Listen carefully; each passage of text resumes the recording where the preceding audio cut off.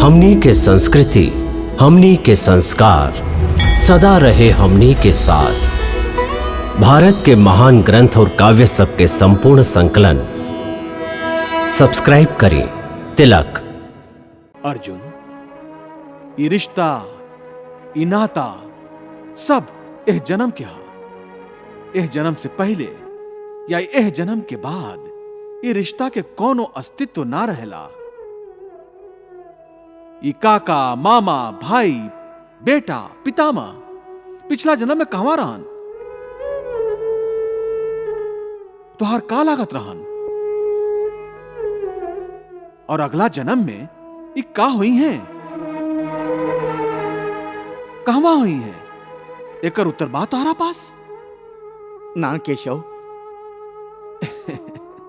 ऐसे कहत है कि जब शरीर नाशवान है तो ये रिश्ता भी नाशवान है।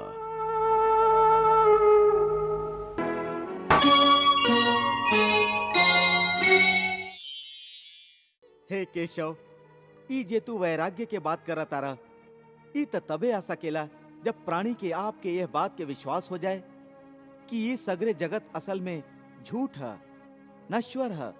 बाकी आपके माया के प्रभाव से वो साथ जान पड़ेला। एह परम सत्य के ज्ञान पर विश्वास हो जाए तबे तो वैराग्य होई। बिल्कुल, ज्ञान ही मनुष्य के हृदय में वैराग्य पैदा कर सकेला, और वह सच्चा ज्ञान हम तोहके प्रदान कर रहा है। तू तो प्रदान कर रहल बाड़ा कृष्ण, बाकी हमार मन ओकरा के ग्रहण काहे ना कर रहल है। काहे कि तू अभी तक तू ओह मोह और भ्रम के अंधार से बाहर निकलल, ऐसे तू एह ज्ञान के ग्रहण करे में असमर्थ बाड़ा। ऐसे हम तोहके समझा रहा है कि खाली शरीर मरेला, आत्मा ना मरेला। ऐसे तू शरीर के मोह त्याग दा, उनकर मृत्यु के शोक त्याग दा। बाकी तुहार मन ओह सत्य के मानल नइखे चाहत। तू ठीक कहा तारा केशव, हम तुहार बात के समझत त हई, बाकी हमार मन ओकरा ग्रहण काहे नइखे करत। एकर कारण का है? एकर कारण हो उ जंजीर जे तुहार मन अपना ही इर्द गिर्द लपेट रखले हा। कौन सा जंजीर? रिश्तेदारी के जंजीर, ये नातेदारी के मोह कि ये हमार भाई हा, ये हमार मामा हा, ये ससुर हा, ये पितामह हवन।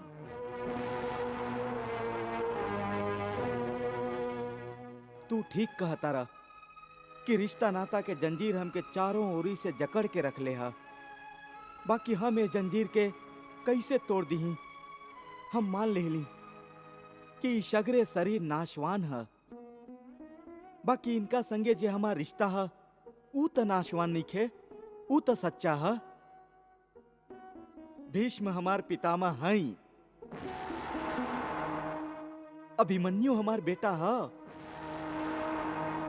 महाबली भीम हमार सहोदर भाई बड़न। ई रिश्ता तो सच्चा है। भले ही सब के सब शरीर मर जाई, बाकी सब के संगे जे हमार रिश्ता है ऊ त ना मरी। जैसे आज हमार पिता महाराज पांडु के शरीर ना है, बाकी हमार पिता आज भी महाराज पांडु ही हैं। पिता पुत्र के वो पवित्र रिश्ता तो समाप्त ना भइल है। ई रिश्ता के पवित्रता पर हम कैसे प्रहार करी?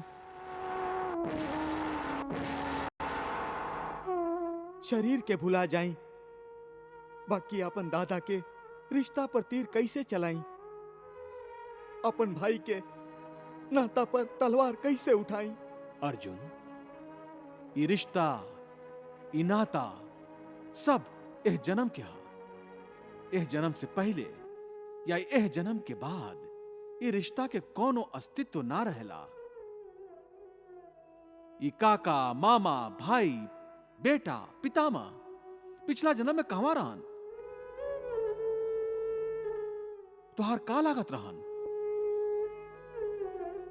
और अगला जन्म में ये का हुई हैं,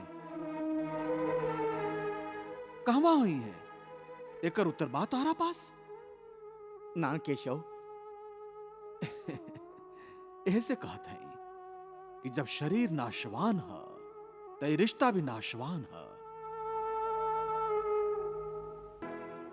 पिता के बात छोड़ के अपन ही बात करा। पिछला जन्म में तोहार मृत्यु भइल होई।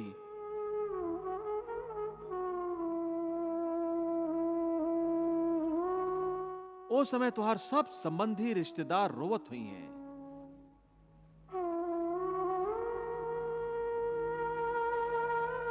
तोहार पत्नी, तोहार बेटा सब बहुत विलाप कैले हुई हैं।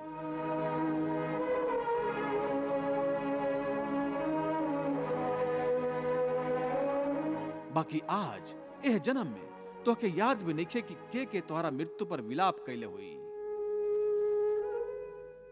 आज तोहरा खातिर उनकर या उनकर रोए धोए के कोनो मोल नहीं खे। यही से तोहके समझा रहा है कि ना केकरो मृत्यु के शोक करा, ना केकरो संगे नाता टूटे के दुख माना। वैसे भी हमार माया के प्रताप इतना प्रबल है अर्जुन कि जिनका के तू समझेला कि तुहार मृत्यु के बाद बहुत शोक करी है, सगरे जीवन रोवत रही है, वो असत्य है। हमार माया के प्रभाव से थोड़ी के ही दिन के बाद वो रोवे वालन के तू हंसत खेलत देखबा।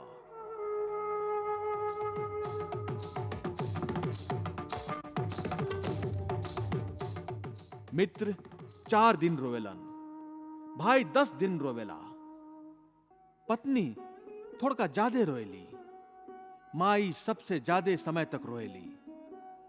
बाकी सबके आंसू धीरे धीरे सूख जाला और वो आंख में फिर से नया नया सपना के रोशनी चमके लागेला।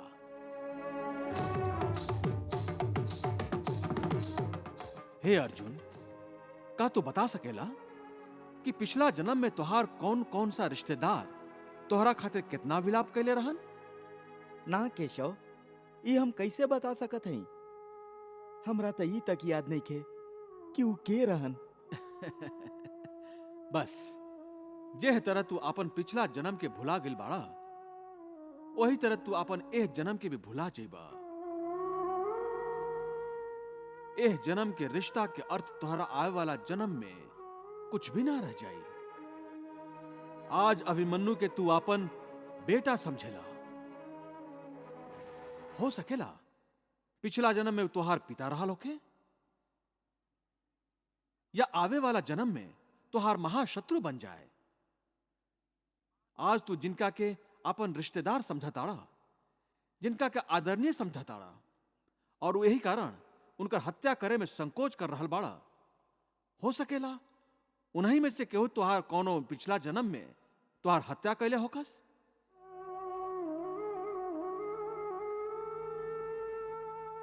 या तू ही अगला जन्म में उनका फिर से हत्या करता।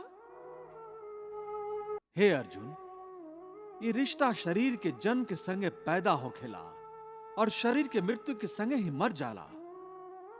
ऐसे ये रिश्ता नाता के चक्रव्यूह से बाहर आ जा। आत्मा अमर है, यह अमर सत्य के पहचाना। रिश्ता तब बदलत ही रहेला। संजय, ऐसने लोग होखेलन जे परिवार में फूट डाल देवेलन, भाई के भाई से अलग कर देवेलन, अखंड परिवार में दुश्मनी के बीज बो देवेलन। ये कृष्ण तबात के धनी बाड़न, बचपन में माखन खा खा के इनकर बात भी चिकना चुपड़ा हो गई हा। लागत आई अर्जुन के रिश्तेदारी के मोह से निकाल के ही छोड़ी हैं। महाराज, बात साँच होखे त मनुष्य ओकरा तुरंत मान लेवेला। श्री कृष्ण के बात साँच है, तबे त मन के भावेला। भावेला? हमार मन में त तीर के तरह चुभ रहल हा उनकर बात। हम तो खुश रही कि कृष्ण यह युद्ध में हथियार ना उठे हैं। बाकी आज पता चलल कि उनका सबसे भयंकर शस्त्र तो उनका जीव ही है, और यह शस्त्र के वो बेधड़क प्रयोग भी कर रहल बाड़न, और केहू कुछ ना कर सकेला। अब बतावा, उनकर जीव कौन सा अंगारा बरसा रहल हा? हे अर्जुन, ऐसे तोहके ना रिश्ता के मोह करे के चाही, ना रिश्ता के टूटे के शोक मनावे के चाही। यह सांख्य योग के ज्ञान है कि मनुष्य के एगो योगी के लेखा सोचे के चाही कि सब रिश्ता नाता मोह के उत्पन्न करेलन, और मोह ये रिश्ता के इतना जोर से पकड़ लेवेला जैसे एगो लोभी पुरुष नदी में डूबत समय भी धन के गठरी के ना छोड़ेला।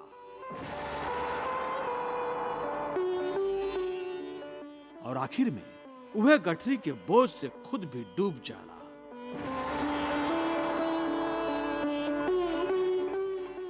यही से अपना मन के सन्यासी बनावा और ये मोह के बंधन के छोड़ा, और यह बात पर ध्यान द कि ए समय तुहार कर्तव्य का है, तुहार धर्म का है, और ओकरे अनुसार अपन कर्म करा। प्रभु, भगवान श्री कृष्ण एक ओरी त अर्जुन के समझावे के कोशिश कर रहल हैं कि ई रिश्ता नाता सब बेकार है, इनकर मोह त्याग द, ई बंधन से मुक्त हो जा। और दूसर ओरी वो अर्जुन के युद्ध करे के प्रेरणा भी दे रहल हैं, उनका सगा संबंधियन के विरुद्ध हथियार उठावे खातिर कह रहल हैं, उनकर हत्या करे के कह रहल हैं। देवी, अर्जुन के भगवान श्री कृष्ण के उपदेश ठीक है, एमे शंका और संदेह के कौन सा बात है?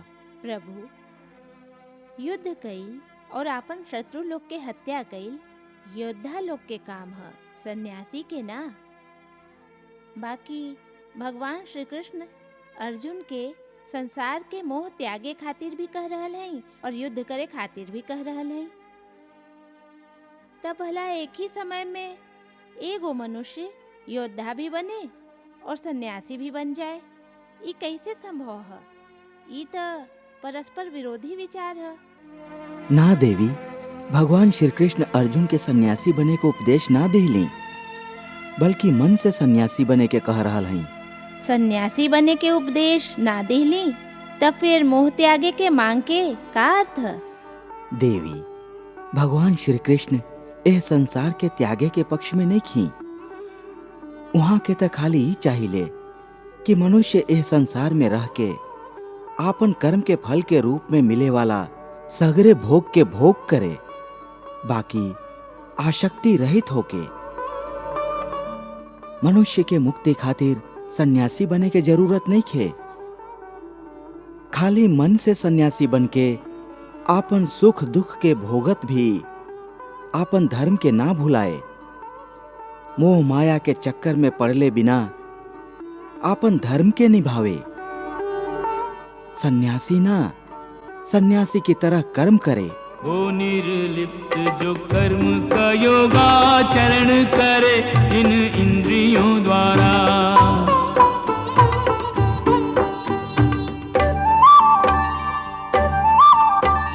जिसने मन से इंद्रियां जीती, इंद्रियों से जो पुरुष न हारा।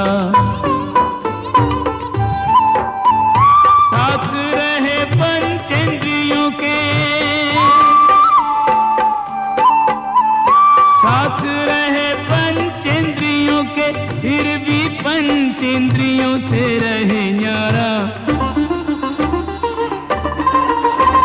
साथ रहे पंचेंद्रियों के, फिर भी पंचेंद्रियों से रहे न्यारा। कर्म के ऐसे योगी को शास्त्रों ने नरोत्तम कह के पुकारा। कर्म के ऐसे योगी को शास्त्रों ने नरोत्तम कह के पुकारा। त धर्म के निभावत मनुष्य कर्म तो करबे करी, और कर्म करी त सन्यास के कैसे निभाई?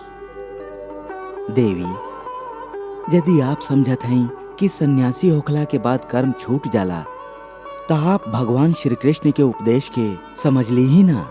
हाँ प्रभु, बात स्पष्ट रूप से हमार समझ में ना आ रहल है, ऐसे हम आपसे समझल चाहत हैं। देवी, ऐसा ना है जैसन आप समझ रहल हैं।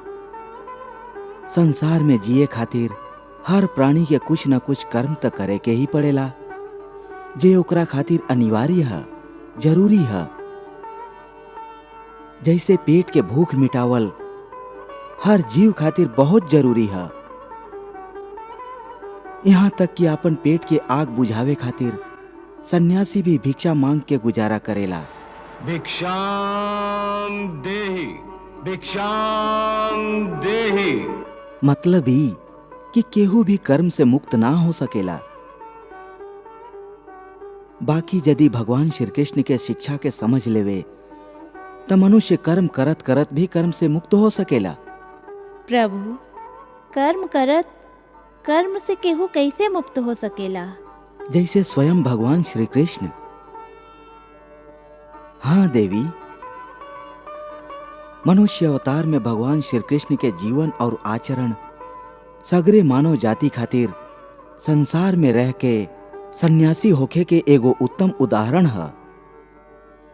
वहां के संसार में रह के धर्म समझ के कर्म कैली, जय पराजय या फल के चिंता कबो न कैली।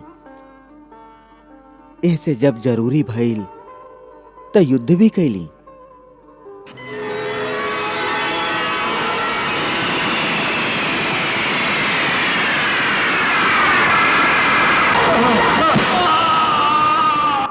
कबो हारली, कबो जीतली, बाकी वहां के चेहरा पर उहे मुस्कान और वहां के हृदय में उहे शांति रहल। वहां के चाहती तो विजय श्री के माला हर बार वहां के ही गला में हुई। वहां के कर्म करत भी लाभ हानि या होकर परिणाम के चिंता कबो ना कैली और अपन कर्तव्य पथ से कबो न हटली। संसारी रिश्ता से कंस वहां के मामा रहन, बाकी धर्म के रक्षा खातिर वहां के उनकर संहार करे से भी मुंह न मोड़ ली।